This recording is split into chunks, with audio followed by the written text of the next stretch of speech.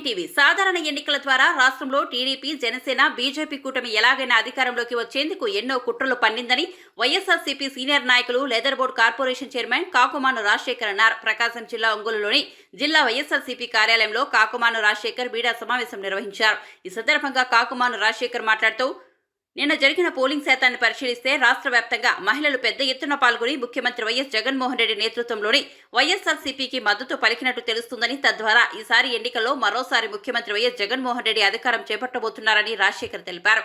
అలాగే ఒంగోలు ఎంపీగా చెవిరెడ్డి భాస్కర్ రెడ్డి, ఎమ్మెల్యేగా బాలినేని శ్రీనివాసరెడ్డి ఘనమైన మెజార్టీతో గెలవడం ఖాయమని కాకుమాను రాజశేఖర్ జోష్యం పలికారు.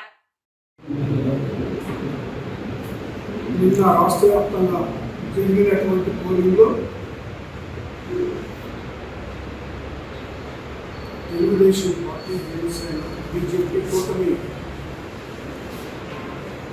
దౌర్జన్యాలతో బూతుల ఆక్రమణలో అరాచకాన్ని సృష్టించి అధికారంలోకి రావాలని విఫలయత్నం చేసింది. కానీ వాళ్ళు చేసినటువంటి ప్రయత్నాన్ని ప్రజలు అడ్డుకోవడం జరిగింది. వాళ్ళు ఏదైతే భయభ్రాంతులు చేయాలని ఆశించారో దానికి వ్యతిరేకంగా ప్రజల్లో తిరుగుబాటు వచ్చి అత్యధిక సంఖ్యలో ఓటింగ్ పాల్గొనడం జరిగింది. ఓటింగ్లో పాల్గొనడంలో ప్రధానంగా మహిళల యొక్క ప్రాధాన్యత, మహిళల యొక్క శాతం ఎక్కువగా కనపడుతుంది అనేటువంటిది రాష్ట్ర మొత్తంలో కూడా స్పష్టంగా చూస్తాం. ఏదైతే మహిళలు ఎక్కువ శాతం ఓటింగ్లో పాల్గొన్నారో అది వైఎస్ఆర్ కాంగ్రెస్ పార్టీకి, జగన్మోహన్ రెడ్డి గారికి మద్దతుగా ఉన్నారనేటువంటి మాట వాస్తవం. ఈరోజు గత 5 సంవత్సరాల్లో జగన్మోహన్ రెడ్డి గారు మహిళలకు అత్యంత ప్రాధాన్యత ఇవ్వడం కాకుండా అన్ని పథకాల్లో కూడా మహిళలను భాగస్వామ్యం చేసినటువంటి పరిస్థితుల్లో గత 5 సంవత్సరాలు చూసానంటే మహిళలు ఒక విప్లవంలాగా బయటకు వచ్చేసి వైఎస్ఆర్ కాంగ్రెస్ పార్టీకి ఓట్లు వేసి బలపరిచినటువంటి పరిస్థితులు మనం చూసాం.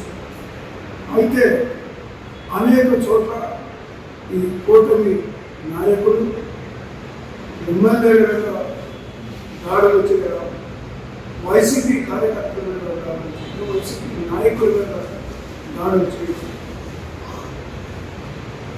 దురదృష్టకరమైనటువంటి విషయం. ఎన్నికల్లో ఓడిపోతామనేటువంటి ఆలోచన ప్రజల్లో వస్తున్నటువంటి స్పందన చూసి భరించలేక, ఓర్వలేక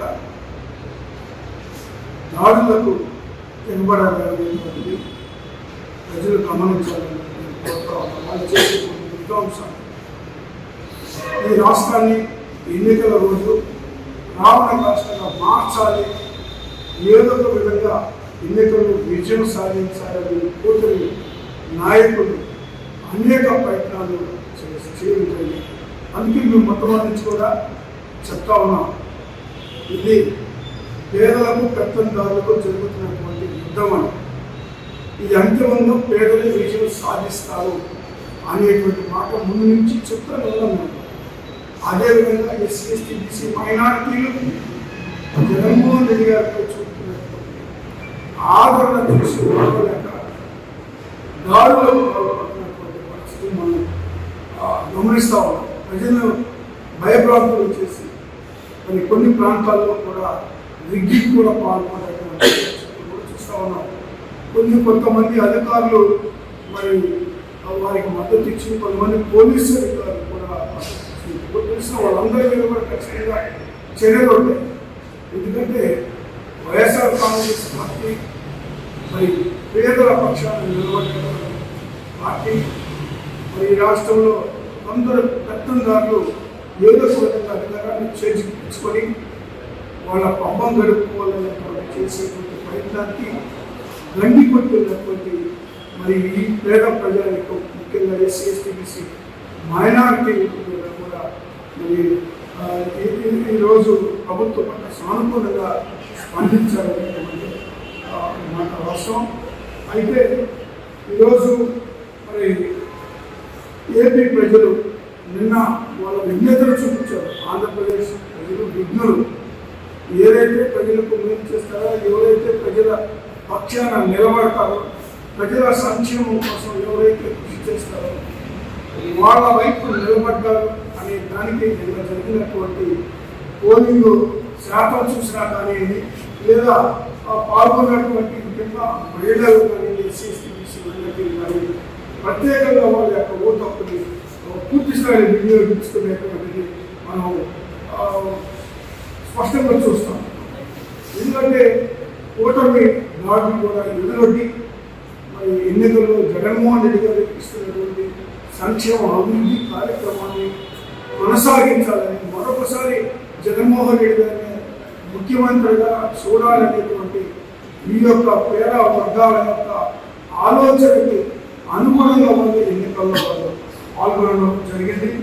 అదేవిధంగా ముఖ్యంగా మహిళలు శాతం చూస్తేనే వైఎస్ఆర్ కాంగ్రెస్ పార్టీ విజయదుందికి మోగిస్తుంది అనేటువంటి ఆలోచన సూచన పైగా తెలుస్తూ ఉంది. అప్పటి నుంచి మరి వీళ్ళు ఒక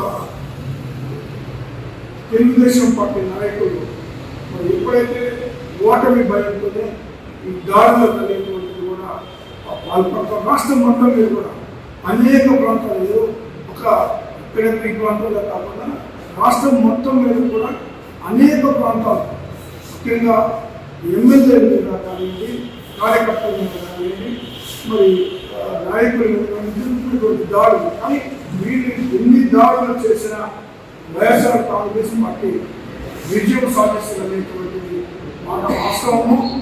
జగన్మోహన్ రెడ్డి గారి యొక్క వైఎస్ఆర్ కాంగ్రెస్ పార్టీ యొక్క విజయాన్ని అడ్డుకునే పరిస్థితుల్లో ఏ పార్టీ కూడా లేదు. ఈ 5 సంవత్సరాల్లో అభివృద్ధి సంక్షేమ కార్యక్రమాలు శ్రీరామ రక్షగా మేము భావిస్తూ ఉన్నాం.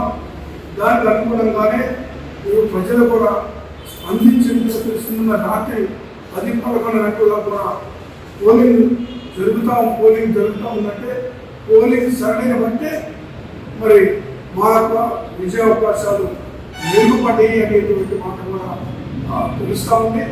కాకపోతే ఇక్కడ ఒకటే నేను చెప్పదలుచుకున్నాను, ఈ యొక్క చాలా స్పష్టంగా తెలుగుదేశం పార్టీ కానీ కూటమి కానీ వీళ్ళు అధికారంలోకి వస్తే మరి సంక్షేమ కార్యక్రమాలన్నింటినీ కూడా కూర్చోపరిచి కేవలం వాళ్ళు ఈ రాజధాని అభివృద్ధి మీద జిల్లాకు సంబంధించి కూడా దాదాపు మరి ఉన్నటువంటి అన్ని సీట్లు కూడా వైఎస్ఆర్ కాంగ్రెస్ పార్టీ కైవసం చేసుకోబోతా ఉంది. మరి ముఖ్యంగా మరి ఒంగోలులో కూడా బాలినేని శ్రీనివాస్ రెడ్డి గారి మీద కూడా అనేకమైనటువంటి దుష్ప్రచారాలు చేసి ఆయన్ని అవాస్ పాలు చేయాలని రకరకాల ప్రయత్నాలు చేసినటువంటి తెలుగుదేశం పార్టీ మరి ఈరోజు సత్యపడిపోయింది. నిన్న జరిగినటువంటి పోలింగ్ చూస్తే మరి ఈయన దాదాపు 20,000 ఓట్ల మెజార్టీతో ఒంగోలు నియోజకవర్గం కూడా గెలవబోతూ ఉంది. కాబట్టి నేను ఒకటే చెప్పదలుచుకున్న, అరాచకాలతోనే దౌర్జన్యాలతో దుర్మార్గాలతో తప్పుడు ప్రచారాలతో తెలుగుదేశం పార్టీ ముందుకెళ్ళినట్టుగా వాళ్ళు వస్తే అధికారంలోకి వస్తే మేము పలానా పని చేస్తాము అని, మేము ఇది చేయగలము అని చెప్పి ప్రజల్లోకి వెళ్లకుండా కేవలం దుష్ప్రచారాలతోనే ప్రజల మధ్యలోకి వెళ్ళి ఎలక్షన్కి వెళ్తాం. అందుకే ప్రజలు తగిన గుణపాఠం రేపు చెప్పబోతా ఉన్నారు. రేపు జరగబోయేటువంటి మరి నెక్స్ట్ కౌంటింగ్లో ఖచ్చితంగా కూడా వైఎస్ఆర్ కాంగ్రెస్ పార్టీ అభ్యర్థులు విజయదుందికి మోగించబోతున్నారు. తిరిగి జగన్మోహన్ రెడ్డి గారు మరి ముఖ్యమంత్రిగా ప్రమాణ స్వీకారం చేయబోతున్నారు. ఈ సందర్భంగా తెలియజేస్తారు.